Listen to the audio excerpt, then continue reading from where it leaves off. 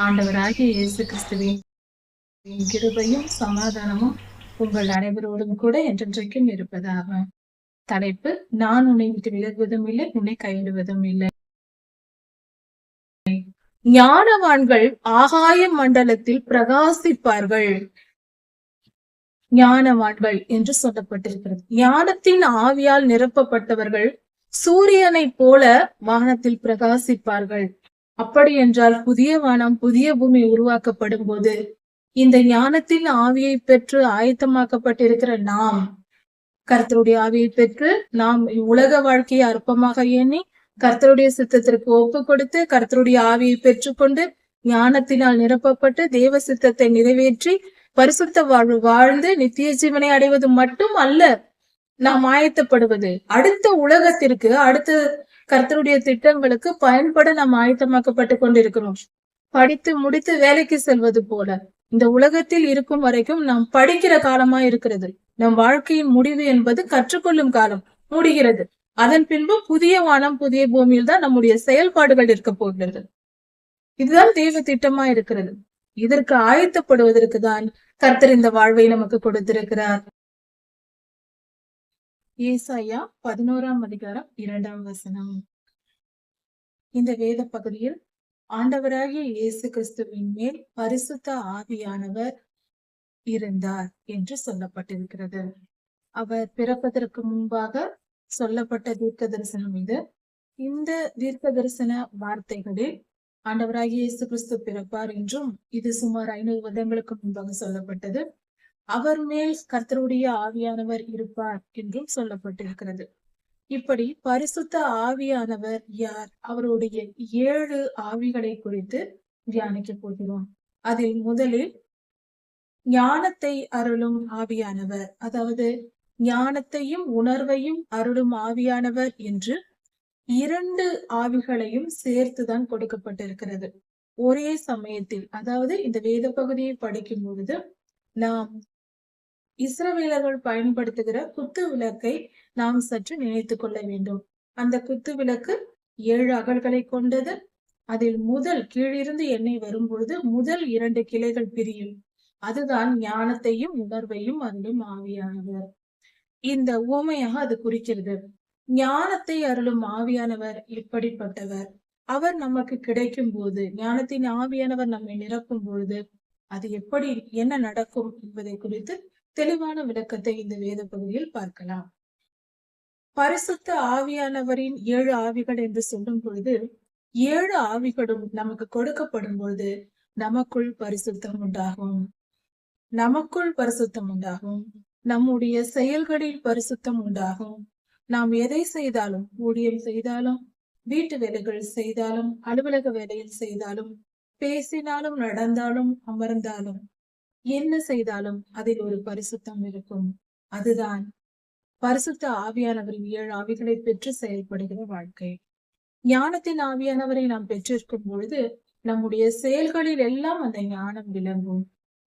இதில் நம் செயல்கள், நாம் இருக்கும் இடம், நம்முடைய கைப்படும் எல்லா பொருள்களிலும் அதில் ஒரு ஞானம் இருக்கும்.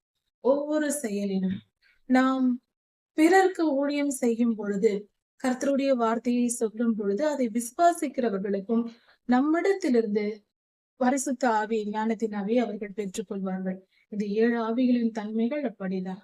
இதை குறித்து நமது ஆண்டவராகிய இயேசு கிறிஸ்து 12 வயதாய் இருக்கும் பொழுது தேவாலயத்திற்கு சென்றார் என்று சொல்லப்பட்டிருக்கிறது. அவருக்குள் ஞானத்தின் ஆவியானவர் எப்படி செயல்பட்டார் என்பதை குறித்து கவனிப்போம். அதாவது அங்கு போயிருக்கிறார்கள் பண்டிகைக்காக பெற்றோர்களுடன். 12 வயதாய் இருக்கும் போது அவர் போயிருக்கிறார். அப்பொழுது அங்கு ஒரு காரியம் நடக்கிறது. என்னவென்றால், அங்கு பெற்றோர்கள் பயணம் போக ஆரம்பித்து விட்டார்கள். அதாவது 12 வயது நம்முடைய பிள்ளை என்று சொல்லும் பொழுது நாம் பார்த்து கொண்டே இருக்க மாட்டோம். கொஞ்ச தூரம் அங்கு போய் விளையாடி கொண்டிருப்பார்கள், உறவினர்களோடு இருப்பார்கள் என்று விட்டு விடுவோம். இவர்கள் பெற்றோர்கள் புறப்பட்டு போய்விட்டார்கள். இவர்கள் தன்னுடன் பிள்ளைகள் வருவதாக. அந்த காலத்தில் பயணம் நடை பயணம் தானே. அதனால் நடந்து போகும் பொழுது உறவினர்களோடு வந்து கொண்டிருக்கிறார் என்று நினைத்துக் கொண்டு பெற்றோர்கள் போய்விட்டார்கள். ஆனால் நமது ஆண்டவராகிய இயேசு கிறிஸ்துவோ தேவாலயத்தில் அமர்ந்து அங்கிருந்த வேத பாரகர்களோடு வேதத்தை குறித்து ஞானமாய் பேசிக் கொண்டிருந்தார் என்று சொல்லப்பட்டிருக்கிறது. இப்படி அவருடைய ஞானம் அவருடைய 12 வயதில் பரிசுத்த ஆவியானவர் அளவில்லாமல் அவரை நிரப்பி இருந்தார். நிரப்புவார் என்று தீர்க்க தரிசனம் சொல்லப்பட்டது, நிரப்பி இருந்தார் என்று புதிய ஏற்பாட்டில் சொல்லப்பட்டிருக்கிறது. அதே நிமித்தம் அவர் வேத ஞானத்தை 12 வயதிலேயே அவர் எல்லோருக்கும் அந்த ஞானம் வெளிப்பட்டது. ஆண்டவராக இயேசு கிறிஸ்துவின் நாமம். இப்பொழுதும் நம்முடைய பிள்ளைகள் யாராயிருந்தாலும் 12 வயதிற்குள் வேதத்தை படிக்க வைக்க வேண்டும். அதுவரைக்கும் அவர்கள் செய்கிற பாவங்கள், குற்றங்கள் எல்லாம் சிறு வயது நிமித்தம் மன்னிக்கப்படும். 12 வயதிற்கு மேற்பட்டு அவர்கள் செய்யும் பாவங்களுக்கு அவர்கள் நியாயத்தீர்ப்பை சுமக்க வேண்டி வரும். அதனால் கர்த்தருடைய பிள்ளைகள் அதற்குள்ளாக சிறு பிள்ளையாய் இருக்கும் போதே வேதாகமத்தை படித்து அறிந்து பரிசுத்தத்தை கற்றுக்கொண்டு பரிசுத்தமாய் வாழ்ந்தால் பாவமும் செய்ய மாட்டோம். அதனால் வரும் தண்டனைகளையும் நியாய தீர்ப்பையும் அடைய வேண்டிய அவசியம் இருக்காது. இதையும் பார்த்து கொள்ள வேண்டும். சரி, ஞானத்தின் ஆவி என்றால் என்ன? அதை முதலில் கற்றுக்கொள்வோம். ஞானத்தின் ஆவியானவர் ஒரு மனிதனுக்குள் வரும் பொழுது பரிசுத்த ஆவியானவரின், அதாவது 7 ஆவிகளின் செயல்பாடுகள் என்பது இயற்கைக்கு அப்பாற்பட்ட காரியங்களா இருக்கிறது. இதை சற்று நாம் கவனித்துக் கொள்ள வேண்டும். அதாவது இயல்பாய் நம் வாழ்க்கையில் இந்த உலகத்தில் நடக்கிற காரியங்களை போல் இருக்காது. இதற்கு அப்பாற்பட்ட மேற்படியான ஒரு இயற்கைக்கு அப்பாற்பட்ட ஒரு ஆச்சரியங்கள், அற்புதமான காரியங்கள் நடைபெறுவது இது சொல்லப்பட்டிருக்கிறது. ஒரு மனிதனின் சாதாரண அறிவை விட மிகப்பெரிய ஞானம் கொடுக்கப்படுவது சூப்பர் நேச்சுரல் பவர் என்று சொல்வார்கள். அது நமக்கு கிடைக்கும். அதாவது ஞானத்தின் ஆவியானவர் ஒரு மனிதனுக்குள் வரும் பொழுது அது இயற்கைக்கு அப்பாற்பட்ட ஒரு சக்தியா இருக்கிறது. இயற்கைக்கு அப்பாற்பட்ட ஒரு வல்லமையா இருக்கிறது. வல்லமையுள்ள ஆவியா இருக்கிறது. அந்த ஆவியானவர் நமக்குள் வரும் பொழுது நாம் கர்த்தரை முகமுகமாய் பார்க்க முடியும். அவர் இருக்கிற வண்ணமாகவே நாம் அவரை தரிசிக்க முடியும். அது மட்டுமல்லாமல் அவருடைய வேத வசனங்களை நாம் ஆராய்ந்து புரிந்து கொள்ளவும், அதை குறித்தான உணர்வடையவும், பாவம் என்றால் என்ன என்று வசனத்தை படித்து தெரிந்து கொள்கிறோம். தெரிந்து கொண்டால் மட்டும் திரிந்து விட மாட்டோம். உணர்வு அடைய வேண்டும். அதனால் வரும் பிரச்சனைகள், ஐயோ சாமி எனக்கு இது வேண்டாம் என்று விலகுகிறோம் அல்லவா, அதுதான் உணர்வடைதல். ஞானமும் உணர்வும் இரண்டும் சேர்ந்து கிடைக்கும் பொழுது நாம் அந்த நன்மையை எடுத்துக்கொண்டு தீமையை எல்லாம் விட்டு விடுவோம். இப்படி ஞானத்தையும் உணர்வையும் அருளும் ஆவியானவர் இணைந்தே செயல்படுவார். இப்படியாக நமக்கு கொடுக்கப்படுகிறது. ஞானத்தின் ஆவியானவர் நமக்கு வசனங்களின் ஆழங்களை போதிப்பார். ஞானத்தின் ஆவியானவரை பெற்றவர்கள் வசனத்தை பிரசங்கிக்கும் பொழுது அது மிகப்பெரிய ஆழமான சத்தியங்களை நமக்கு வெளிப்படுத்தும். அதாவது கர்த்தருடைய ரகசியங்கள், வேத வசனம் இருக்கிறது, அதற்குள் ஆழங்கள் புதைந்து கிடக்கும். இப்படி ஒரு உதாரணத்திற்கு, விசுவாசத்தினாலே நீதிமான் பிழைப்பான் என்று வசனம் இருக்கிறது. நாம் என்ன படிப்போம் என்றால், விசுவாசம் இருந்தால் நாம் ஆபிரகாம் ஐயா விசுவாசத்தோடு இருந்தார், அதனால் பிழைத்தார், நாமும் இப்படி இருக்க வேண்டும் என்று புரிந்து கொள்வது இது சரிதான். விசுவாசத்துடனும் இருக்க வேண்டும், நீதிமானாகவும் வாழ வேண்டும், அப்பொழுது பிழைத்திருக்க முடியும். விசுவாசம் என்பது என்ன? ஆவியின் மண்டலத்தில் உள்ள நினைவு. அதாவது கர்த்தர் ஒருவர் இருக்கிறார், அவர் நம்மை பார்த்து கொண்டிருக்கிறார், பரிசுத்தமாய் நாம வாழ வேண்டும், அவர் நம்மை காப்பார் என்று விசுவாசிப்பது.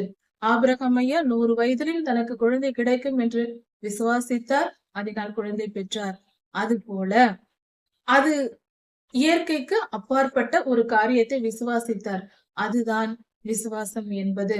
சாதாரணமாக நடக்கிற காரியங்களை நம்புவது அதற்கு பேர் நம்பிக்கை, விசுவாசம் அல்ல. விசுவாசம் என்பது கர்த்தருடைய வார்த்தையை கண்மூடித்தனமாக நம்புவது. அப்படித்தான் சொல்ல வேண்டும். அதை ஆராய்ந்து கொண்டெல்லாம் இருக்கக்கூடாது. நம்முடைய அறிவை வைத்துக் கொண்டு, கர்த்தருடைய ஞானம் மகா பெரியது, அவரால் முடியாத காரியம் ஒன்றுமில்லை. அப்படி நீதிமான் என்றால் பரிசுத்த வாழ்வு, கர்த்தருக்கு கீழ்ப்படிந்த பரிசுத்த வாழ்வு வாழ்ந்ததினாலும் அவர் பிழைத்தார். பிழைத்தார் என்றால் இன்னும் உயிரோடு இருக்கிறாரா என்று கேட்கலாம். அப்படி அல்ல. பிழைப்பது என்பது கர்த்தருடைய ராஜ்யத்தில் பிரவேசிப்பது, நித்திய ஜீவனை அடைவது, நரகத்திலிருந்து அக்கினி கடலில் இருந்து தப்பித்துக் கொள்வது, இப்படிப்பட்ட காரியங்கள், அதுதான் பிழைப்பது. அது மட்டும் அல்லாமல் அவர் அந்த தனக்கு தன் மனைவியினிடத்தில் ஒரு குழந்தை இல்லை என்ற அந்த வருத்தம் போகி அந்த வாழ்வில் உயிர் பெற்றார் அல்லவா, ஈசாக்கையாவை பெற்று. அதுவும் ஒரு பிழைப்பதுதான். அவர் வம்சம் தழைத்தது. இன்றும் கோடான கோடி ஜனங்கள் இன்று வரைக்கும் ஆபிரகாம் ஐயாவின் பிள்ளைகளாய் இருக்கிறார்கள். வானத்தின் நட்சத்திரங்களைப் போலவும் கடற்கரை மணல் அத்தனையாகவும் உனக்கு பிள்ளைகளை தருவேன் என்று சொன்னார். ஞானத்தின் ஆவி நமக்குள் வரும் பொழுது, பெற்றுக்கொள்ளும் பொழுது, இயற்கைக்கு அப்பாற்பட்ட காரியங்களை, மேலான காரியங்களை செய்ய முடியும். கர்த்தரை இருக்கிற வண்ணமாகவே அவரை நாம் தரிசிக்க முடியும். அவருடைய வார்த்தையின் ஆழங்களை அறிந்து கொண்டும் உணர்ந்து கொண்டும் செயல்பட முடியும். ஞானத்தோடு வசனங்களை ஆழமாய் புரிந்து கொள்ளவும், அந்த வசனங்களை உணர்ந்து கொண்டு மனம் திரும்பவும் நம்மால் முடியும். ஞானத்தின் ஆவியானவர் நமக்கு கிடைக்கும் பொழுது, அது மட்டுமல்லாமல் நம்மால் என்ன செய்ய வேண்டும், எந்த சூழ்நிலையில் பரிசுத்தமாய் வாழ்வதற்கு, பரிசுத்த செயல்களை, தேவ சித்தத்தை நிறைவேற்றுவதற்கு, நம் வாழ்க்கையில் எல்லா காரியங்களையும் தேவ சித்தத்தின்படி நாம் நிறைவேற்ற வேண்டும். அதற்கு என்ன செய்ய வேண்டும், எப்படி செய்ய வேண்டும், எப்பொழுது செய்ய வேண்டும் என்ற ஞானத்தையும் நம்மால் பெற்றுக்கொள்ள முடியும். ஞானத்தின் ஆவியானவர் நமக்குள் வரும் பொழுது, கர்த்தர் நமக்கு கொடுத்திருக்கிற தாளந்துகளை நம்மால் பயன்படுத்த முடியும். தேவ சித்தத்தை நிறைவேற்றுவதற்கு அது பெரிதாய் பயன்படுத்த முடியும். நம்முடைய தாளந்துகள் என்றால் நம்முடைய திறமைகள், நம்முடைய திறமைகளை பெரிதாய் பயன்படுத்த கர்த்தருடைய ஞானம் கொடுக்கப்படுகிறது. தேவ சித்தத்தை நிறைவேற்றுவதற்கு தான் இதெல்லாம். பரிசுத்தமாய் நாம் வாழ்ந்து கர்த்தருடைய சித்தத்தை, அவர் விருப்பத்தை செய்வது, அவருக்கு கீழ்ப்படிந்து கர்த்தர் கட்டளையிட்ட செயல்களை செய்வதற்கு தான் இந்த காரியங்கள் நமக்கு கொடுக்கப்படுகிறது. ஞானத்தின் ஆவியானவர் நமக்குள் வருகிறார்.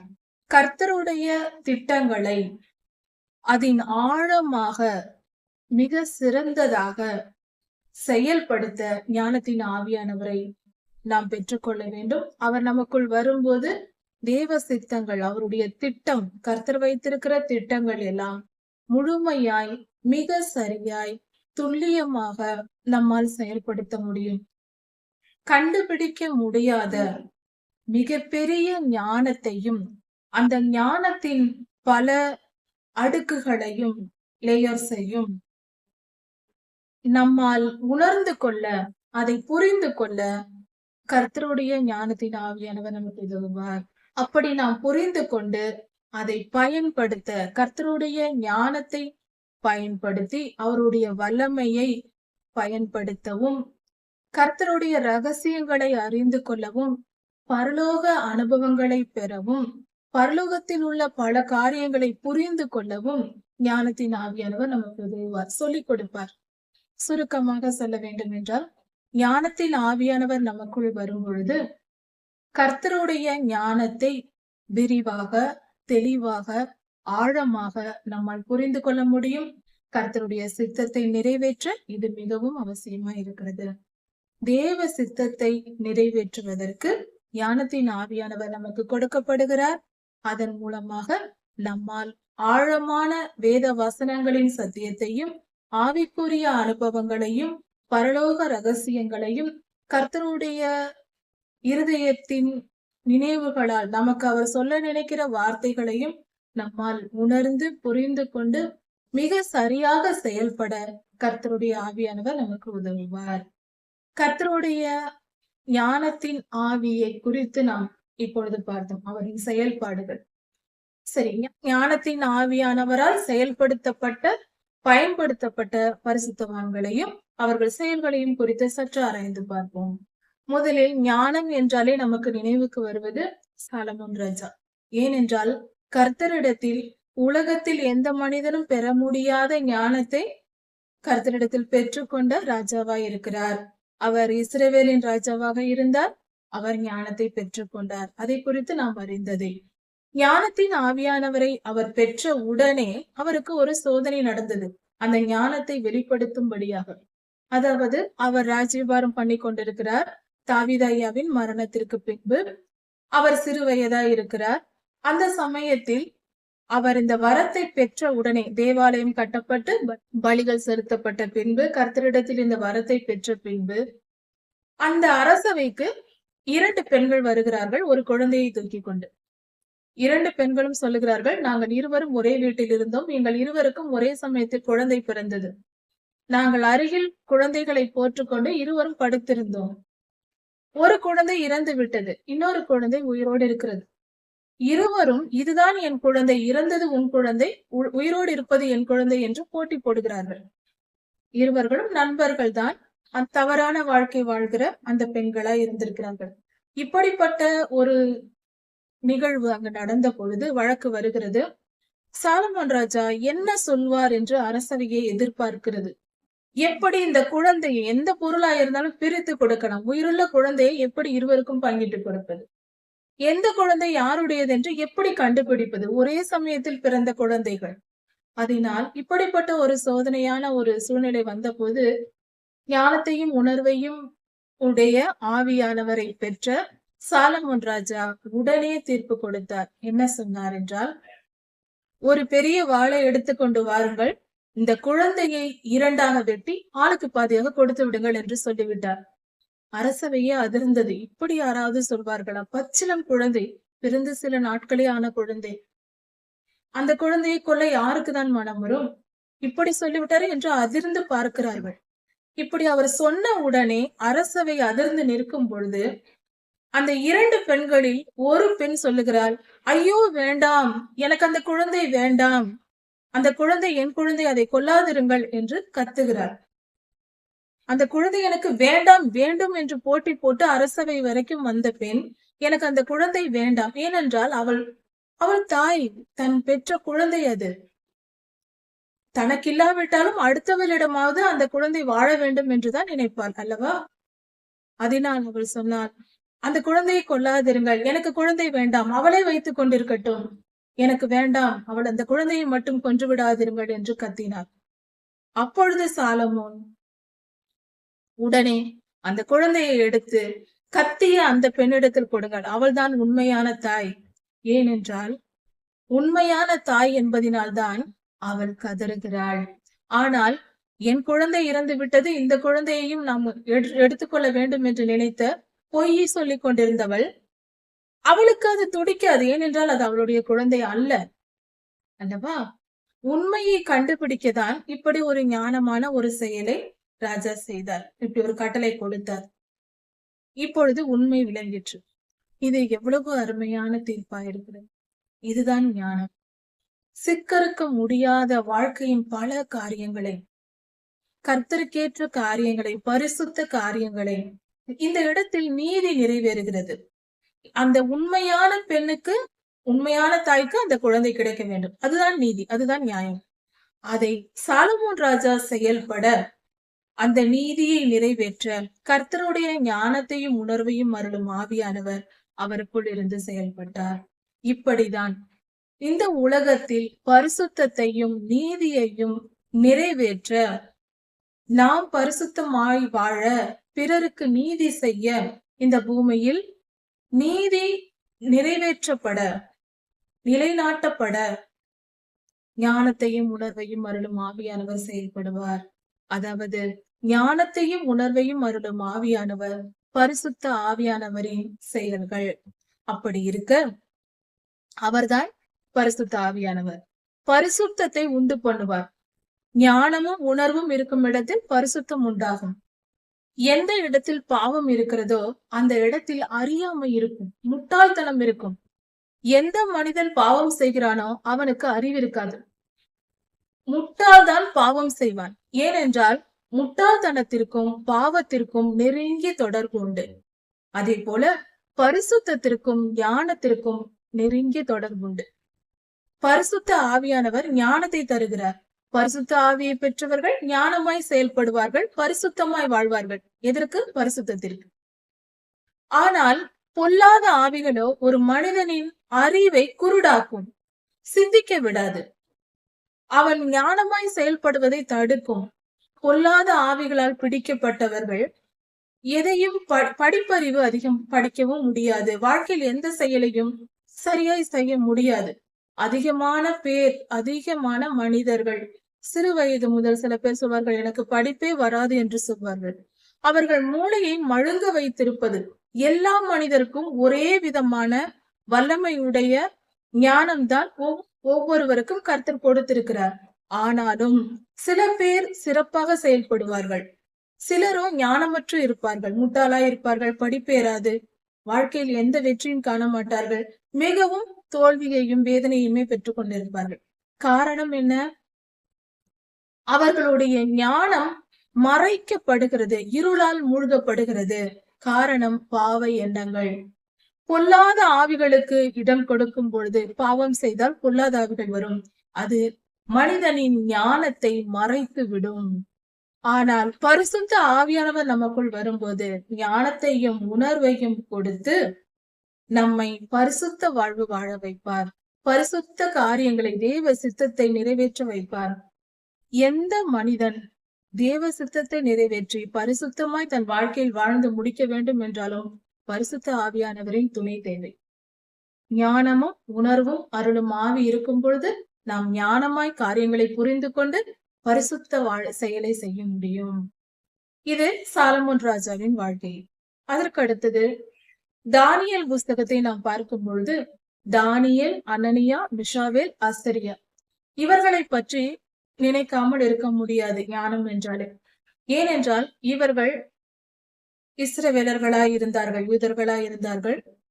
ராஜா நேபுகாத்நேச்சார் ராஜா வாலிபர்களை தெரிந்து கொள்கிறார். தம் அரண்மனையில் பணியாற்ற சிறந்த ஞானம் உள்ளவர்கள், அழகானவர்கள், அரசவைக்கு ஏற்ற பல தகுதிகள் இருக்கக்கூடிய நல்ல சிறந்த மனிதர்களை, வாலிபர்களை தெரிந்தெடுக்க திட்டம் வைத்தார். அதில் பலர் அழைத்து வரப்பட்டு பல நாட்கள் அவர்களை வளர்த்து, அதாவது ட்ரைனிங் கொடுத்து, அவர்களுக்கு பயிற்சிகள் கொடுத்து, அவர்களுக்கு நல்ல உணவுகளை கொடுத்து, நல்ல பழக்க வழக்கங்கள், பாஷைகள் எல்லாம் சொல்லிக் கொடுத்து, நேபுகாத்நேச்சர் அவர்களுடைய பாஷைகள் எல்லாம் சொல்லிக் கொடுத்து, இப்படியெல்லாம் அவர்களை ஆயத்தப்படுத்தினார்கள். அதில் எல்லாவற்றிலும் வேதம் சொல்லுகிறது, தானியேல் 1ஆம் அதிகாரத்தின் கடைசி வசனங்களில் சொல்லப்பட்டிருக்கிறது, எல்லாவற்றிலும் மற்ற மனிதர்களை விட, அதாவது பல வாலிபர்கள் தெரிந்து கொள்ளப்பட்டு பயிற்றுவிக்கப்படுகின்றனர். ஆனால் அதில் மற்றவர்களை விட இந்த 4 பேரும், தானியேல், அனனியா, மிஷாவேல், அசரியா, அதாவது சாத்ராக், மேஷாக், ஆபேத்நேகோ என்று சொல்லுவோம் அல்லவா, அவர்களுக்கு நேபுகாத்நேச்சர் வைத்த பெயர்தான் அது, சாத்ராக், மேஷாக், ஆபேத்நேகோ என்பது. அவர்களுடைய இயற்பெயர் அனனியா, மிஷாவேல், அசரியா என்பது. தானியேல் ஐயாவின் பெயர் மாற்றப்படவில்லை, அப்படியே இருக்கிறது. இப்படி இந்த 4 பேரும் மற்ற வாலிபர்களை விட 10 மடங்கு ஞானம் உள்ளவர்களாய், எல்லாவற்றிலும் சிறந்தவர்களாய், அழகில், அறிவில், பலத்தில், எல்லாவற்றிலும் சிறந்தவர்களாக காணப்பட்டார்கள் என்று ராஜா சொல்லுகிறார். ராஜாவுக்கு ஆச்சரியமா இருக்கிறது இவர்களை பார்க்கும் பொழுது. இப்படி இருக்க அந்த இடத்தில் இன்னொரு ரகசியமும் புதைந்திருக்கிறது. என்னவென்றால் அந்த இடத்தில் அவர்கள் அந்த பயிற்சியின் நாட்களின் போது பல மாதங்கள் அங்கு நடைபெற்றிருக்கிறது. அத்தனை காலம் அங்கு இருக்கும் போது பொல்லாத ஆவிகளுக்கு பலி கொடுக்கப்பட்ட மிருகங்களை உணவாக சமைத்து மாமிச உணவு கொடுக்கப்பட்டிருக்கிறது. அப்படி பலியிடப்பட்டதை நாங்கள் புசிக்க மாட்டோம் என்று இந்த 4 பேரும் புசிக்காமல் கர்த்தருக்கு பரிசுத்தமாய் இருந்தார்கள் அந்த பயிற்சியின் காலத்தில். அதனால் பரிசுத்த ஆவியானவர் அவர்களை ஆளுகை செய்ததினால்தான் ஞானத்தையும் உணர்வையும் அருளும் ஆவியானவர் அவர்கள் மேல் நிரம்பி இருந்ததை ராஜாவே கண்டுபிடித்தார். அவர்களோடு பேசும்போது ஆச்சரியப்படுகிறார் ராஜா. பேசி பார்த்துதான் சொல்லுகிறார். ஆராய்ந்து அந்த மனிதர்களின் ஞானத்தை ஆராய்ந்து பார்த்து ராஜா சொல்லுகிறார், மற்றவர்களை விட 10 மடங்கு. மற்றவர்கள் 1% என்றால் இவர்கள் 10 மடங்கு. அந்த அளவுக்கு இவர்கள் ஞானம் உள்ளவர்களாக, சாமர்த்தியம் உள்ளவர்களாக, திறமைசாலிகளாக, பலசாலிகளாக, அழகும் லட்சணமும் உடையவர்களாக, அரசவையில் இருக்க மிக உயர்ந்த ஸ்தானத்தில் வைக்க தகுதியுடையவர்களாக தெரிந்தெடுக்கப்பட்டு அமைக்கப்படுகிறார்கள்.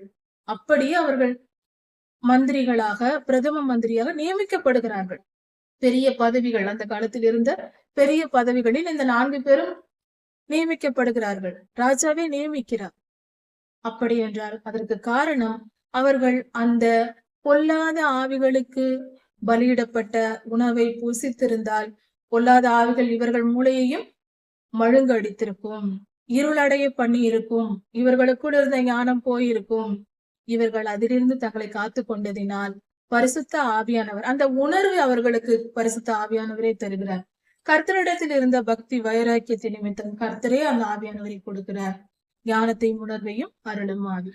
இப்படி அவர்கள் பெற்றதினால் அவர்கள் சிறந்து விளங்கி உயர்ந்த ஸ்தானத்தில் இருந்தார்கள். அது மட்டுமல்ல, தானியேல் தீர்க்கதரிசி என்றால் 12ஆம் அதிகாரத்தை பார்க்கும்போது அவருடைய ஞானம் போல எந்த மனிதனுக்கும் இல்லை என்று சொல்லலாம். அந்த அளவுக்கு வேதத்திலேயே வசனம் இருக்கிறது. இன்னொன்று, 12ஆம் அதிகாரத்தில் ஒரு வார்த்தை கொடுக்கப்பட்டிருக்கிறது. கடைசி காலத்தில், இந்த உலக வாழ்க்கையின் முடிவில் 1000 வருட அரசாட்சிக்கு பின்பாக புது வானம் புது பூமி உருவாக்கப்படும் பொழுது ஞானவான்கள் ஆகாய மண்டலத்தில் பிரகாசிப்பார்கள். ஞானவான்கள் என்று சொல்லப்பட்டிருக்கிறது. ஞானத்தின் ஆவியால் நிரப்பப்பட்டவர்கள் சூரியனை போல வானத்தில் பிரகாசிப்பார்கள். அப்படி என்றால் புதிய வானம் புதிய பூமி உருவாக்கப்படும் போது இந்த ஞானத்தின் ஆவியை பெற்று ஆயத்தமாக்கப்பட்டிருக்கிற நாம், கர்த்தருடைய ஆவியை பெற்று நாம் உலக வாழ்க்கையை அற்பமாக எண்ணி கர்த்தருடைய சித்தத்திற்கு ஒப்பு கொடுத்து கர்த்தருடைய ஆவியை பெற்றுக்கொண்டு ஞானத்தினால் நிரப்பப்பட்டு தேவ சித்தத்தை நிறைவேற்றி பரிசுத்த வாழ்வு வாழ்ந்து நித்திய ஜீவனை அடைவது மட்டும் அல்ல நாம் ஆயத்தப்படுவது, அடுத்த உலகத்திற்கு, அடுத்த கர்த்தருடைய திட்டங்களுக்கு பயன்பட நாம் ஆயத்தமாக்கப்பட்டு கொண்டிருக்கிறோம். படித்து முடித்து வேலைக்கு செல்வது போல இந்த உலகத்தில் இருக்கும் வரைக்கும் நாம் படிக்கிற காலமா இருக்கிறது. நம் வாழ்க்கையின் முடிவு என்பது கற்றுக்கொள்ளும் காலம் முடிகிறது. அதன் பின்பு புதிய வானம் புதிய பூமியில் தான் நம்முடைய செயல்பாடுகள் இருக்க போகிறது. இதுதான் தெய்வ திட்டமா இருக்கிறது. இதற்கு ஆயத்தப்படுவதற்கு தான் கர்த்தர் இந்த வாழ்வை நமக்கு கொடுத்திருக்கிறார். அப்படியானால் அப்படிப்பட்ட மேன்மையான காரியங்களை பெற்றிருக்கிற நாம் நம்மை நாம் உணர்ந்து, நம் வாழ்வின் அருமையை உணர்ந்து, மனித வாழ்வு எவ்வளவு மேன்மையானது என்பதை உணர்ந்து பரிசுத்தமாய் வாழ்ந்து எல்லா தீமைகளையும் அகற்றி இச்சைகளை தூக்கி எறிந்து அவைகள் குப்பைகள் என்பதை உணர்ந்து மேன்மையான காரியங்களை அறிந்து கொண்டு ஞானமாய் செயல்பட்டு தேவ சித்தத்தை நிறைவேற்றி தாவீது ராஜாவை போல கர்த்தரின் இதயத்திற்கு ஏற்றவர்களாய் மாறி கர்த்தருக்கு சந்தோஷத்தை கொடுக்கிற பிள்ளைகளாய் நாம் இருப்போம். நாமும் கர்த்தரோடு மகிழ்ந்திருப்போம். ஏசாயா 11ஆம் அதிகாரம் 2ஆம் வசனம். உணர்வின் ஆவியானவர். இந்த தலைப்பில் நாம் தியானிக்க இருக்கிறோம். அதாவது ஆஸ்திரிப்பு கூடாரத்தில் உள்ள அங்கு வைக்கப்பட்டிருந்த குத்து விளக்கு, கர்த்தர் சொன்னபடியே 7 அகல்களை கொண்ட குத்து விளக்கு வைக்கப்பட்டிருந்தது. அந்த குத்து விளக்கு நேராக உயரமாக இருக்கும். 2 பக்கங்களிலும் 3 கிளைகள் இருக்கும். இப்படியாக அந்த குழாய்கள் கிளையை போல, மரத்தின் கிளை போல குழாய்கள் இருக்கும். அந்த குழாய்கள் வழியாக எண்ணெய் சென்று 7 அகல்களும் மேலாக எல்லாம் எரியும் வரிசையாக.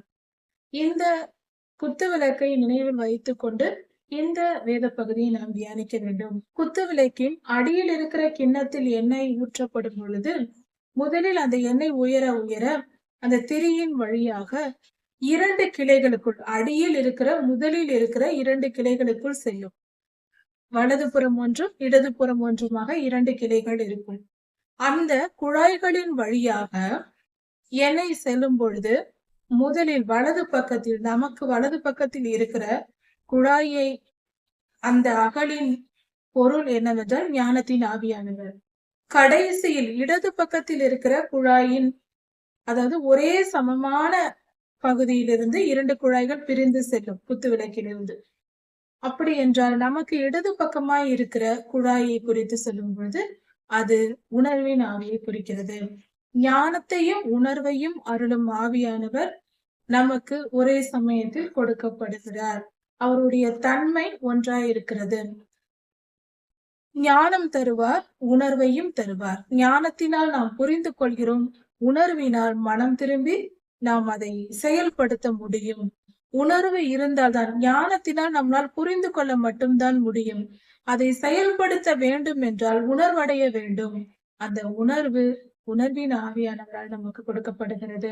சரி, உணர்வின் ஆவியானவரை குறித்து என்ன வரையறை என்பதை குறித்து பார்க்கலாம். கர்த்தருடைய வெளிப்படுத்தல்கள், சில காரியங்களை பற்றின வெளிப்படுத்தல்கள், கர்த்தரிடத்திலிருந்து வருகிற எந்த ஒரு வெளிப்படுத்தலா இருந்தாலும் அது பரிசுத்த ஆவியானவரிடத்திலிருந்து நம்முடைய மனிதனுடைய ஆவிக்கு கொடுக்கப்படுகிறது, மனிதனுடைய ஆவிக்கு வருகிறது. இதுதான் அந்த முறை, வரும் வழியா இருக்கிறது. அதாவது பொதுவாக எந்த காரியத்தையும் நாம் ஞானத்தினால் படித்து அல்லது தெரிந்து கொண்டு, அறிவால் தெரிந்து கொண்டு அதன் பின்பு உணர்வடைவோம். ஆனால் உணர்வின் ஆவியானவர் நமக்குள் வரும்போது நமக்கு எதுவுமே புரியாது, நமக்கு நம்முடைய அறிவுக்கு எட்டாது. ஆனால் நம் இருதயத்தினால் நம்பி ஏற்றுக்கொள்வோம், விசுவாசத்தை ஏற்றுக்கொள்வோம், நம்முடைய உணர்வடைந்து அதை ஏற்றுக்கொள்வோம். ஏன் எப்படி என்று தெரியாது, ஆனால் உணர்வடைந்து, அதாவது நம்முடைய அறிவில் இருந்து, நம்முடைய தலை மூளையில் இருந்து இருதயத்திற்கு செல்லாமல் இருதயத்திலிருந்து நம்முடைய மூளைக்கு கர்த்தர் செயலை அனுப்புவார். கர்த்தருடைய ஆவியிலிருந்து நம்முடைய இருதயத்திற்கு வந்து இருதயத்திலிருந்து நம்முடைய மூளைக்கு செயல்படுத்தப்படும். அதாவது எந்த ஒரு விரிவாக்கமாய் இருந்தாலும் கர்த்தர் இந்த வழியில் செயல்படுகிற காரியமே உணர்வின் ஆவியா இருக்கிறது, கர்த்தருடைய குரலா இருக்கிறது. கர்த்தருடைய குரல் நம்முடைய ஆவிக்கு வந்து அதன் பின்பு நம்முடைய சிந்தைக்கு செல்கிறது. நம்முடைய ஆவிக்கு வந்த பின்பு அது சிந்தைக்கு செல்கிறது. பொதுவாக எல்லா காரியங்களும் நம்முடைய சிந்தனைக்கு வந்து அதன் பின்புதான் ஆவிக்கு வரும். ஆனால் இது தலைகீழாக மாறும். அதாவது கர்த்தர் நேரடியாக ஆவியில் தொடர்பு கொண்டு நம்முடைய ஆவிக்கு, பரிசுத்த ஆவியானவர் மனிதனுடைய ஆவிக்குள் செயல்பட்டு, மனிதனுடைய ஆவிக்குள் அந்த கர்த்தருடைய வார்த்தையை வைத்து அதன் மூலம் நம்முடைய சிந்தையை செயல்படுத்துவார், ஆளுகை செய்வார். சில காரியங்களை செய்வதற்கு இப்படியாக பல வழிகளை பயன்படுத்துவார். பல ஆவிக்குரிய ரகசியங்களை பரிசுத்த ஆவியானவர் வெளிப்படுத்தி, மூடப்பட்டிருக்கிற, மறைத்து வைக்கப்பட்டிருக்கிற பல ரகசியங்களை, ஆவிக்குரிய காரியங்களை கர்த்தர் நமக்கு வெளிப்படுத்துவார். உணர்வின் ஆவியானவர் நமக்கு அதை வெளிப்படுத்தி காட்டிவிடுவார். இது எல்லோருக்கும் கிடைக்காது. கர்த்தர் யாருக்கு திட்டம் வைத்திருக்கிறாரோ அவர்களுக்கு மட்டும் அந்த காரியங்களை வெளிப்படுத்துவார். ஆவிக்குரிய ரகசியங்களையும் அற்புதங்களையும் எதிர்காலத்தை பற்றிய காரியங்களையும் சில காட்சிகளையும் கர்த்தர் முன்பே நமக்கு உணர்த்துவார். உதாரணத்திற்கு, அந்தி கிறிஸ்துவின் முத்திரை வருகிறது என்று உலகமெங்கும் கர்த்தருடைய பிள்ளைகள் சொல்லுகிறார்கள். ஆனால் எல்லாராலும் விசுவாசிக்க முடிவதில்லை. சிலர் அதை விசுவாசிக்க மாட்டார்கள், சொன்னாலும் ஏற்றுக்கொள்ள மாட்டார்கள். சிலர் உணர்வடைந்து அதற்கு தங்கள் இருதயத்தை ஆயத்தப்படுத்திக் கொள்கிறார்கள். கர்த்தருடைய வருகைக்கு அதை நாம் எடுக்கக்கூடாது என்று உணர்வடைகிறோம் அல்லவா? இதுதான், இப்படிப்பட்ட உணர்வு சிலருக்கு வருவதற்கு காரணம் உணர்வின் ஆவியானவரே. கர்த்தருடைய வேதத்தின் வசனங்களையும் கர்த்தருடைய சித்தத்தையும் அவருடைய திட்டங்களையும் ஊழியத்தின் காரியங்களையும் கர்த்தர் செய்ய நினைக்கிற நம்மை குறித்து, நாம் சம்பந்தப்பட்ட காரியங்களை குறித்தும் ரகசியங்களை வெளிப்படுத்துவதற்கும், மறைத்து வைக்கப்பட்டிருக்கிற ரகசியங்களை உணர்வின் ஆவியானவர் வெளிப்படுத்துவார். சில காரியங்களை விரிவாக்கி நமக்கு புரியும்படியாக சொல்லிக் கொடுப்பார், ஞானமாய் நமக்கு போதிப்பார். இதுதான் உணர்வின் ஆவியானவர். சாலமோன் ராஜாவோடு ஞானத்தையும் உணர்வையும் அருளும் ஆவியானவர் இருந்தார். அதனால் அவர் அந்த தாய்க்கும் குழந்தைக்கும் இருக்கிற அந்த உண்மையான தாயை கண்டுபிடிக்க அவரால் முடிந்தது. இஸ்ரவேலாகிய யாக்கூபையா, அவர் வாழ்நாள் முழுவதும் உணர்வின் ஆவியானவர் அவருக்குள் இருந்து அவரை வழிநடத்தி சென்றார் என்று வேதம் சொல்லுகிறது. உபாகமம் 32 அதிகாரம் 10 கொடுக்கப்பட்டிருக்கிறது. யாக்கோபையாவோடு கூட இருந்து உணர்வின் ஆவியானவர் அவரை வழிநடத்தினார். யோபு 32:8 சொல்லப்பட்டிருக்கிறது, சர்வ வல்லவரின் சுவாசமே அந்த உணர்வை தரும். பரிசுத்த ஆவியானவர் தான் சர்வ வல்லவரின் சுவாசம். அதாவது ஆதியாகமம் 2 அதிகாரத்தில் ஆதாம் ஐயாவை உருவாக்கும் பொழுது மண்ணினால் பிசைந்து சரீரத்தை உருவாக்கி தேவனாகிய கர்த்தர் அவருடைய ஆதம் ஐயாவின் நாசியில் மூக்கில் ஊதி சுவாசத்தை உண்டு பண்ணினார். அதாவது பரிசுத்த ஆவியை அவருக்குள் கொடுத்தார். அதை நிமித்தம் அவர் ஜீவாத்மாவானார் என்று வேதம் சொல்லுகிறது. இப்படிதான் ஒவ்வொரு மனுஷனுக்கும் ஆவி கொடுக்கப்படுகிறது. அது நிமித்தம் அந்த மனிதன் உயிருடைய ஒரு மனிதனாகிறான். அவருடைய வம்சத்தில் பிறந்த நாமும் அதே ஆவியை பெற்றோர்களா இருக்கிறோம். ஆதம் ஐயாவின் ரத்தம் தான் நம்முடைய சரீரத்திலும் ஓடிக்கொண்டிருக்கிறது. உலகெங்கும் இருக்கிற எல்லா மனிதர்களும் ஆதம் ஐயாவின் இரத்தத்திலிருந்து பிறந்தவர்களே. சர்வ வல்லவரின் சுவாசமே அவரை உயிருள்ளவராக்கிற்று. யோபு 32:8 சொல்லப்பட்டிருக்கிறது. அவருடைய சுவாசம் நம்மை உணர்வுள்ளவர்கள் ஆக்கும். எபேசியர் 3:12 சொல்லப்பட்டிருக்கிறது. கர்த்தருடைய ஆவியானவர், உணர்வின் ஆவியானவர் கர்த்தருடைய அன்பின் ஆழ அகல உயரங்களை அறிந்து கொள்ள உதவுகிறார்.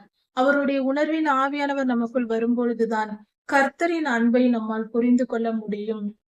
பரலோக காரியங்களையும் கர்த்தருடைய காரியத்தையும் ஆவியின் மண்டலத்தை பற்றின காரியங்கள், கர்த்தருக்கேற்ற எல்லா காரியத்தையும் நாம் தெரிந்து கொள்ள வேண்டும் என்றால், புரிந்து கொள்ள வேண்டும், உணர்ந்து கொள்ள வேண்டும் என்றால் பரிசுத்த ஆவியானவர் துணை வேண்டும். பரிசுத்த ஆவியானவரே ஞானத்தையும் உணர்வையும் தருளுமையாயிருக்கிறார். இப்படி நம்முடைய பரிசுத்த வாழ்வுக்கு பரிசுத்த ஆவியானவர் தேவை. உணர்வின் ஆவியானவர் எப்படி செயல்பட்டார் என்பதை குறித்து நாம் சற்று கவனிப்போம். யோசேப்பு ஐயா அவருடைய வாழ்க்கை வரலாற்றில் ஒரு காரியம் நடக்கிறது. யோசேப்பு ஐயாவை அவருடைய சகோதரர்கள் எடுத்து குழியில் போட்டு விடுகிறார்கள். கோபமடைந்து யோசேப்பு ஐயா தன் தகப்பனாரிடத்தில் தங்களை பற்றி சொல்லுகிறார்கள் என்று அண்ணன்கள் சேர்ந்து யோசேப்பு ஐயாவை குழிக்குள் போட்டு விடுகிறார்கள். ஒரு கிணற்றில் குறுகிய, அந்த காலத்தில் இருந்த குறுகிய ஒரு கிணறு, ஆழமான கிணற்றில் போட்டு விட்டார்கள். அதில் தண்ணீர் இல்லை. அதனால் யோசேப்பு ஐயா அந்த கிணற்றுக்குள் இருக்கிறார். அவர் மேல் கோபம் கொண்டு கொல்வதற்காக தான் அப்படி செய்தார்கள்.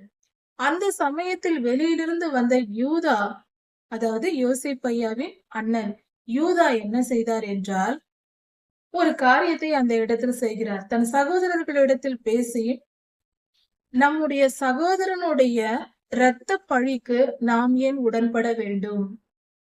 அந்த நம் சகோதரனை கொன்ற பாவம் நமக்கு ஏன் வர வேண்டும்? அது பாவம் செய்யக்கூடாது என்று கர்த்தருக்கு பயந்தார். கர்த்தருக்கு பயப்படுகிற பயம் அவருக்கு இருந்தது. அந்த பாவத்தை நாம் சுமக்க வேண்டும், நமக்கு கஷ்டம் வரும், பாடு வரும் என்று கர்த்தருக்கு பயந்து அவர் என்ன சொன்னார்? யோசேப்பை மீண்டும் தூக்கி, நம்முடைய சகோதரன் சிறியவனான யோசேப்பை மீண்டுமாக தூக்கி நாம் எகிப்தியரிடத்தில் விற்று போடுவோம் என்று சொல்லுகிறார். இப்படியாக யோசேப்பு ஐயா கிணற்றில் இருந்து தூக்கப்பட்டு எகிப்தியர்களிடம் அடிமையாக விற்கப்பட்டார் 30 வெள்ளிக்காசுக்கு. இதிலிருந்து நாம் தெரிந்து கொள்ள வேண்டிய காரியம், யூதாவுக்கு அந்த உணர்வு எப்படி வந்தது? யோசேப்பு ஐயாவின் அண்ணனுக்கு ஏன் வந்தது? அந்த நேரத்தில் உணர்வின் ஆவியானவர் வந்து அவரை செயல்படுத்தி இருக்கிறார். அதாவது தேவ சித்தம் என்னவென்றால், யோசேப்பு ஐயா எகிப்துக்கு போக வேண்டியது. அதுதான் கர்த்தருடைய சித்தமாய் இருந்தது. முதலில் யோசேப்பு அங்கு சென்று அவர் அங்கு பண்படுத்தப்பட்டு அங்கு உயர்த்தப்பட வேண்டும் என்பது தேவ திட்டமாய் இருந்திருக்கிறது. கர்த்தர் யூதாவை பயன்படுத்தி அவர் மேல் உணர்வின் ஆவியானவர் வந்து இப்படியாக செயல்பட்டு இருக்கிறார். இந்த காரியங்களை உணர்வின் ஆவியானவர் நமக்குள் வந்து செயல்படும் பொழுது நமக்கு புரியாது, நமக்கே புரியாது நாம் என்ன செய்கிறோம் என்று. ஆனால் அதை செய்ய வேண்டும் என்று தோன்றும். அது அறிவுக்கு எட்டாத காரியம். ஆனால் உணர்வில் நமக்கு அது புரியும், இது சரிதான் என்று. இதை இன்னும் சுலபமாக புரிந்து கொள்ள ஒரு சில விஷயங்கள் இருக்கிறது. சாதாரணமாக நாம் முன்பின் பார்த்திராத ஒரு சில மனிதர்களை நாம் பார்த்த உடனே சிலரை நமக்கு பிடித்து போகும். கர்த்தருடைய பிள்ளைகளாய் இருப்பார்கள். அதிகமான கர்த்தருடைய பிள்ளைகளை நாம் பார்ப்போம். தேவ பிள்ளைகளோடு பழகினாலும் சிலரை மட்டும் நமக்கு மிகவும் பிடித்து போகும். அவர்களோடு பேச வேண்டும் என்று தோன்றும். இதுவரைக்கும் நாம் பார்த்திருக்க மாட்டோம், பேசியிருக்க மாட்டோம். அவர்களோடு பேசலாம் என்று தோன்றும். சில நேரங்களில் ஏன் என்று நம்மை கேட்டால் யாராலும் பதில் சொல்ல முடியாது. அவர்களோடு பேசலாம் என்று தோன்றியது, பேசினேன் என்று சொல்லுவோம். பழக தோன்றும். இப்படியாக ஏன் அப்படி நடக்கிறது? இதுதான் உணர்வு. பரிசுத்த ஆவியானவர் நமக்குள் இருக்கும்போது பரிசுத்த காரியங்களை நிறைவேற்ற நாம் எங்கு போக வேண்டும், யாருடன் பேச வேண்டும், பழக வேண்டும், இப்படிப்பட்ட உணர்வுகளை தருவார். அது மட்டுமல்ல, சில ஆபத்துகளில் இருந்தும் உணர்வின் ஆவியானவர் நம்மை காப்பாற்றுவார். இப்படியாக ஒரு சம்பவம் ஏற்கனவே நடந்திருக்கிறது. நம்முடைய வாழ்க்கையிலும் அன்றாட நிகழ்வாக இது நடந்து கொண்டுதான் இருக்கிறது. நாம் அதை இப்பொழுதுதான் புரிந்து கொள்ள தொடங்குகிறோம். உணர்வின் ஆவியானவர் ஒவ்வொரு நாளும் நம்மை பாதுகாத்து வருகிறார். எப்படி என்று பார்ப்போம். ஒரு முறை ஒரு ஊழியர் ஒருவர் பஸ்ஸில் பயணம் செல்ல வேண்டிய சூழ்நிலை. அவர் வேலை ஸ்தலத்திலிருந்து வீடு திரும்ப வேண்டும். தினமும் எப்பொழுதும் வருகிற பஸ்ஸில் பயணம் செய்ய வேண்டும். அவ்வாறாக அவர் அலுவலகத்திலிருந்து புறப்படுகிறார். அவர் புறப்பட்டு பஸ்ஸிற்கு செல்வதற்காக தன் அலுவலகத்திலிருந்து புறப்படும் பொழுது அவருக்கு ஒரு உணர்வு வருகிறது. வேண்டாம், இந்த பஸ்ஸில் பயணம் செய்ய வேண்டாம், அடுத்த பஸ்ஸில் செல்லலாம், அடுத்த பஸ் வரும்பொழுது அதில் போய் கொள்ளலாம், இது வேண்டாம் வேண்டாம் என்று அங்கேயே அலுவலகத்தில் அமர்ந்து விடுகிறார். இப்படியாக நடக்கிறது. ஒரு 10-15 நிமிடம் கழித்து சரி அடுத்த பஸ் வந்து விட்டது, போகலாம். ஏன் என்று அவருக்கு தெரியாது. ஏதோ ஒரு உள்ளுணர்வு வந்து கொண்டே இருக்கிறது, போகவே முடியவில்லை. சரி, ஏன் இப்படி நடக்கிறது என்று புரியாமல் அமைதியாக அமர்ந்து விட்டார். 10 நிமிடம் கழித்ததும் சரி போகலாம் என்று புறப்பட்டு அவர் பஸ்ஸில் பயணம் செய்ய தொடங்குகிறார். அடுத்த பஸ்ஸில் போகிறார். அப்பொழுது போகும் பொழுது 2-3 நிமிடங்கள் பயணித்த உடனே பார்த்தார், இவர் எப்பொழுதும் போகிற முதலில் அவர் புறப்பட்ட அந்த போக வேண்டிய அந்த பஸ் ஆனது விபத்துக்குள்ளாகி நின்று கொண்டிருந்தது. அந்த விபத்து நடக்க போகிறது, அதில் நீ பயணம் செய்ய வேண்டாம் என்று உணர்வின் ஆவியானவர் தடை செய்து வைத்திருந்திருக்கிறார். அப்பொழுதுதான் இவருக்கு புரிகிறது. அடுத்த பஸ்ஸில் பயணம் செய்து பின்னால் இருந்து பார்க்கும் பொழுதுதான் எல்லோரும் பேசிக் கொண்டிருக்கிறார்கள், முன்னே ஒரு பஸ் விபத்துக்குள்ளாகி நிற்கிறது என்று. எந்த பஸ் என்று பார்த்தால் இவர் எப்பொழுதும் போகிற அதே பஸ்ஸாக இருக்கிறது. இப்படிதான் கர்த்தர் நம்மை வழி நடத்துகிறார். ஆபத்துகளில் இருந்து நம்மை காப்பாற்றுகிறார். பலவித போராட்டங்களில் இருந்து நம்மை காப்பாற்றுவார். இந்த இடத்திற்கு போகாதே, இதை செய்யாதே, இதை செய், இந்த இடத்திற்கு போ என்று ஆவியானவர், உணர்வின் ஆவியானவர் நம்மை வழி நடத்துகிறார்.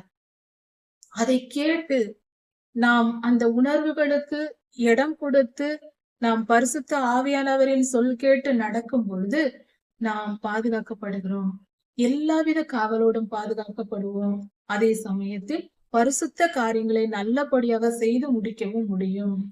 நம்மையும் காப்பாற்றிக் கொள்ளலாம். நாம் செய்யும் செயல்களையும் பரிசுத்தமாய் செய்யலாம். தெய்வ சித்தத்தை முழுமையாய் நிறைவேற்றவும் உணர்வின் ஆவியானவர் தேவை. ஞானத்தையும் உணர்வையும் அருளும் ஆவியானவர் ஒரே சமயத்தில் நமக்கு கிடைக்கிறார்.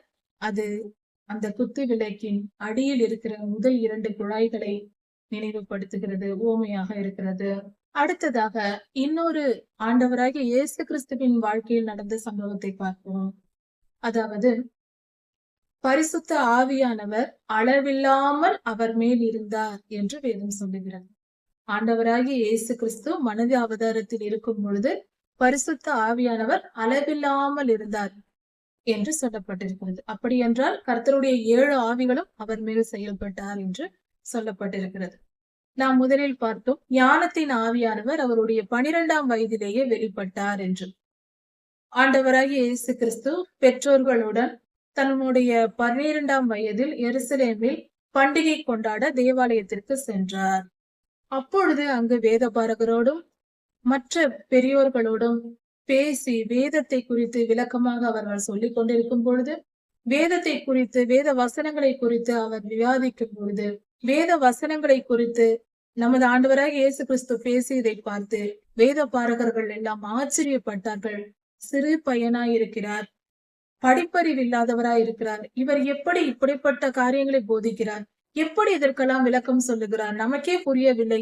பல வருடங்களாக நாம் வேதத்தை தியானிக்கிறோம், நமக்கு புரியாத காரியங்களை இவர் சொல்லுகிறாரே என்று ஆச்சரியப்பட்டார்கள். 12 வயதா இருக்கும் பொழுதே ஆண்டவரை பார்த்து. அதன் பின்பாக ஆண்டவராகிய இயேசு கிறிஸ்து அவரோடு கூட உணர்வின் ஆவியானவர் எப்படி செயல்பட்டார் என்பதற்கு ஒரு உதாரணத்தை பார்ப்போம். அதாவது 12 வருடமாய் பெரும்பாடுள்ள ஒரு ஸ்திரீ ஆண்டவராகிய இயேசு கிறிஸ்து நடந்து போவதை பார்த்து தன் பெரும்பாடு என்னும் அந்த நோய் நீங்கும்படியாக கர்த்தரிடத்தில் போக வேண்டும், அவரால் குணமாக்கப்பட வேண்டும் என்று விரும்பினார். ஆனால் அவர் போய் தொடக்கூடாது என்பதினால் அவர் பயந்து கொண்டு, ஆனாலும் தன்னுடைய பல வருட 12 வருட பாடுகள், அத்தனை பாடுகளையும் அனுபவித்து தன்னுடைய ஆஸ்திகளை எல்லாம் விற்று வைத்தியருக்கு கொடுத்தும் குணமாகாததினால், எப்படியாவது நான் குணமாக வேண்டும் என்ற வேதனையில், அது மிகவும் கொடிய பாடாய் இருந்தது நிமித்தம் அவர் தாங்க முடியாமல் கர்த்தரை நோக்கி பார்த்து, எப்படியாவது நான் குணமடைவேன், அவரை தொடாமல் போய் அவருடைய வஸ்திரத்தை தொட்டாவது நான் குணமடைவேன் என்று ஆண்டவராகிய இயேசு கிறிஸ்துவை நோக்கி அவர் புறப்பட்டு போனார். ஆண்டவர் புறப்பட்டு நடந்து போய் கொண்டிருக்கிறார். கர்த்தரிடத்தில் குணமாக்கிக் கொள்ளவும், கர்த்தருடைய வார்த்தைகளை கேட்கவும் பெருங்கூட்ட ஜனங்கள் ஆண்டவரை சூழ்ந்து போய் கொண்டிருக்கிறார்கள். மிகுந்த நெருக்கமான கூட்டமாய் இருக்கிறது. அப்படி போகும் பொழுது பலருடைய சரீரம் ஒருவருக்கொருவர் இடிப்பது ஒரு சாதாரண நிகழ்வு. தொடுவது, ஒருவரை ஒருவர் தொட்டுக்கொள்வது சகஜமான ஒரு காரியம். இப்படி கூட்டத்தில் ஆண்டவர் சென்று கொண்டிருக்கிறார். சீஷர்கள் கூட செல்கிறார்கள். பெருங்கூட்ட ஜனங்கள் போய் கொண்டிருக்கிறார்கள். இந்த சமயத்தில் இந்த ஸ்திரீயானவர் புறப்பட்டு, அந்த பெரும்பாடுள்ள ஸ்திரீ தன் வேதனையோடு வலியோடு அவர் புறப்பட்டு போய் எப்படியாவது பின்புறமாய் கர்த்தருக்கு முன்பாக போகாமல் பின்னாக சென்று அவருடைய வஸ்திரத்தின் ஓரத்தை நான் தொட்டாவது நான் குணமடைந்து விடுவேன் என்ற விசுவாசத்தோடு நேராக சென்று அவருடைய பின்புறமாக, கர்த்தர் பார்க்கவில்லை அந்த பெண்ணை, யாரும் அறியாமல் அந்த பெண் கர்த்தருடைய வஸ்திரத்தை தொட்டார். தொட்ட உடனே அவருடைய வேதனை, பெரும்பாடு என்னும் அந்த பெண்களுக்குரிய அந்த பெரும்பாடு நின்று போயிற்று. பெண்களுக்குரிய அந்த வேதனை 12 வருடம் தொடர்ந்து அனுபவித்த அந்த வேதனை அவரை விட்டு நின்று போயிற்று. அந்த பெண் குணமடைந்தார். இந்த சம்பவம் மிகுந்த சந்தோஷத்திற்குரியதுதான் இன்று நாம் சொல்லுகிறோம். ஆனால் அது நியாயப்பிரமாண காலம். பெண்கள் அவரை தொடவே கூடாது. அப்படி இருக்க இந்த மாதிரியான நேரத்தில் அவரை தொடக்கூடாது. நியாயப்பிரமாண சட்டத்தின்படி தேவாலயத்திற்கு போகக்கூடாது. பொது இடங்களிலேயே வரமாட்டார்கள் பெண்கள் அந்த நேரத்தில். அப்படி இருக்க இவர் போய் ஆண்டவராக இயேசு கிறிஸ்துவை தொட்டிருக்கிறார் என்று சொல்லும் பொழுது அந்த பெண்ணுக்குள் மிகுந்த பயம், பயத்துடன் தான், ஆனால் தன்னுடைய வேதனை மகா பெரியதா இருந்தது நிமித்தம் அவர் தொட்டுவிட்டு ரகசியமாய் வந்து விடலாம் என்றுதான் சென்றிருக்கிறார். இவர் தொட்ட, அந்த பெண் தொட்டவுடன் ஆண்டவராகிய இயேசு கிறிஸ்துவிடமிருந்து வல்லமை புறப்பட்டு வந்து அந்த பெண்ணை குணமாக்கிச்சு. இது நடந்ததும் ஆண்டவர் சொல்லுகிறார், நமது ஆண்டவராகிய இயேசு கிறிஸ்து சொல்லுகிறார், என்னை தொட்டது யார் என்று கேட்கிறார். இதுதான் உணர்வின் ஆவியானவர். அவர் மேல் உணர்வின் ஆவியானவர் முழுமையா இருந்ததினால் அவருக்கு தெரியவில்லை, தன்னை யார் தொட்டது என்று தெரியவில்லை. ஆனால் தன்னிலிருந்து வல்லமை புறப்பட்டதை அவர் அறிந்தார். என்னை தொட்டது யார் என்று கேட்டார். அதற்கு சீஷர்கள் சொல்லுகிறார்கள், எல்லோரும் இடித்துக்கொண்டுதான் சுவாமி, உங்களை இடித்துக்கொண்டு எல்லாரும் உரசி கொண்டுதான் போய் கொண்டிருக்கிறோம். யார் தொட்டது என்று கேட்டால் எப்படி சொல்வது? எல்லோரும் தான் போய் கொண்டிருக்கிறார்கள் என்று நினைத்து கொண்டு எப்படி கண்டுபிடிப்பது இப்படிப்பட்ட கூட்டத்தில் யார் தொட்டது என்று என்று அவர்கள் சகஜமாக உலக வழக்கத்தின்படி நம்மை போல யோசித்தார்கள் சீஷர்கள். அப்பொழுது கர்த்தர் சொல்லுகிறார், இல்லை, என்னிடத்திலிருந்து வல்லமை புறப்பட்டது, யார் என்னை தொட்டது என்று கேட்டார். இதுதான் பரிசுத்த ஆவியானவரின் செயல்.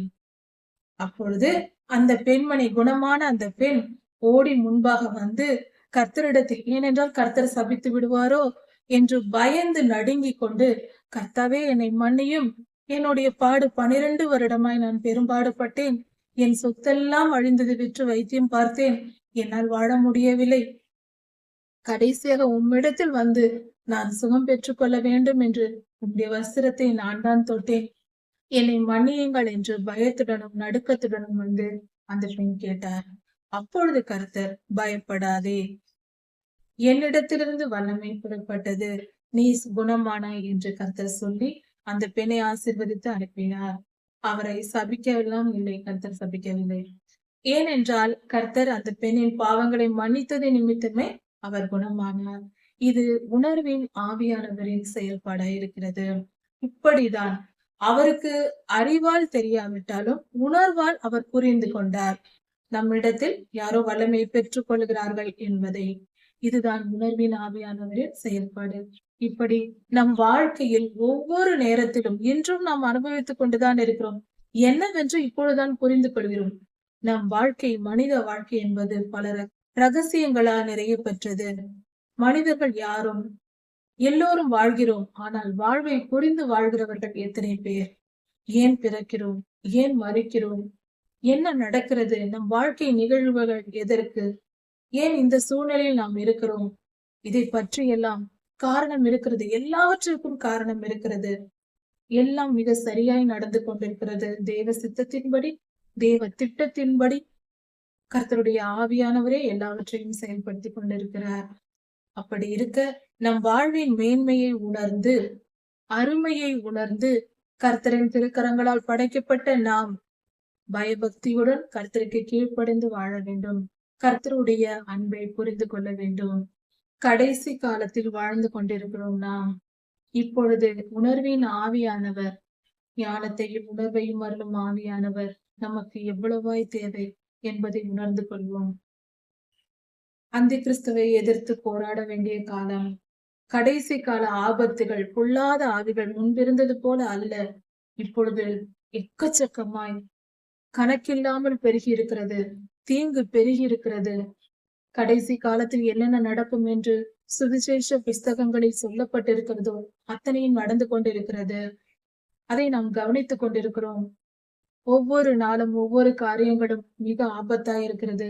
முக்கியமாக ஒரு அடையாளம், மிக தெளிவான அடையாளம். மனிதர்களின் இருதயம் எப்படி இருக்கிறது சற்று ஆராய்ந்து பார்ப்போம்.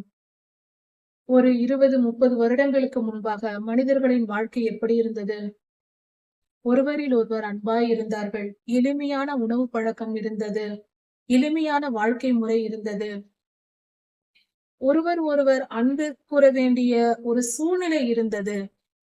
ஒரு சிறிய, அதாவது பணம் என்பது மிக குறைந்த அளவே இருந்ததினால், நமக்கு ஒரு குறைவு ஏற்பட்டால் நமக்கு ஒருவர் வேண்டுமே, நம்முடைய சொந்தம் வேண்டுமே, நம்முடைய பக்கத்தில் இருப்பவர் வேண்டுமே என்று ஒருவருக்கொருவர் சேர்ந்து வாழ்ந்தார்கள், ஒற்றுமையாக இருந்தார்கள்.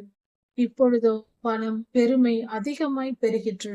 பணம் இருக்கிறதோ இல்லையோ, ஆனால் பெருமை அதிகமாய் இருக்கிறது. நான் பெரியவன், நான் போய் இதை செய்வேனா என்று பெருமைக்காய் வாழ்கிற காலமாய் இருக்கிறது. இதுதான் கடைசி கால அடையாளம். மிகப்பெரிய தீமை பெருமைதான். இப்படியாக மிகப்பெரிய கொடுமையான காலங்கள் வந்து கொண்டிருக்கிறது. பெருமையின் ஆவியின் ஆளுகை, அந்தி கிறிஸ்துவின் ஆளுகை, வலு சர்ப்பத்தின் ஆளுகை எல்லாம் பெருகி கொண்டிருக்கிறது. கடைசி காலமா இருக்கிறது. மனிதனுடைய இருதயம் கொழுத்து கொண்டிருக்கிறது. யாரிடத்திலும் தாழ்மை இல்லை. முன்பு ஒருவரிடம் ஒருவர் எவ்வளவு அன்பாய் பேசினோம், பழகினோம். இப்பொழுது அப்படிப்பட்ட சூழ்நிலை எந்த தேசத்திலும் சரி, எந்த ஒரு சூழ்நிலையிலும் இல்லை. ஒரு 20 வருடங்களுக்கு முன்பு இருந்த நிலை இப்பொழுது எங்குமே இல்லை. எல்லா மனிதர்களிடமும் டெக்னாலஜி வளர்ந்திருக்கிறது. டிவி, செல்போன் வந்திருக்கிறது. இது நற்காரியங்களுக்கு பயன்படுத்தப்பட்டாலும் அதிகமாய் பெரும்பாலும் தீமையான காரியங்களுக்கு பயன்படுத்தப்படுகிறது. பெருமை வளர்த்து கொண்டிருக்கிறது. அதனால்தான் அதிகமாய் கர்த்தருடைய பிள்ளைகள் இந்த பொருள்களை பயன்படுத்த வேண்டும். அதாவது ஊழியம் செய்வதற்கு. இதில் அநேகம் பேர் விழுகிறார்கள். கணினியிலும் செல்போனிலும் அதிகம் பேர் இதிலேயே விழுந்து கிடக்கிறார்கள். அதனால் ஊழியங்கள் அதிகமாய் இதில் வர வேண்டியது அவசியமாய் இருக்கிறது. அப்படி செய்யும் பொழுது தீமை அங்கு வராமல் நாம் ஆக்கிரமிப்பு செய்கிறோம். கர்த்தருடைய காரியங்கள் ஆக்கிரமிப்பு செய்கிறது. ஒரு காரியம் இடம் விட்டு கொடுக்கப்படுவதில்லை. இன்னொரு காரியம், அநேகம் பேர் இருக்கிற இடத்தில் கர்த்தருடைய வார்த்தை போகும்போது அது பலருக்கு சென்று சேரும். எல்லோருக்கும் சென்றாலும் பலர் அதை ஏற்றுக்கொள்ள வாய்ப்பு உண்டாகிறது. அதனால் டெக்னாலஜியை கர்த்தருடைய பிள்ளைகள் பயன்படுத்த வேண்டும். இது ஆபத்தான காலமாய் இருக்கிறது. இந்த நேரத்தில் உணர்வு தேவை. கடைசி கால ஆபத்துகளில் அந்தி கிறிஸ்துவின் ஆட்சியில் நம் உணவுக்கும் உடைக்கும் தங்கும் இடங்களுக்கும் பற்றாக்குறை ஏற்பட்டு ஓடி ஒளியக்கூடிய காலங்கள் வரப்போகிறது.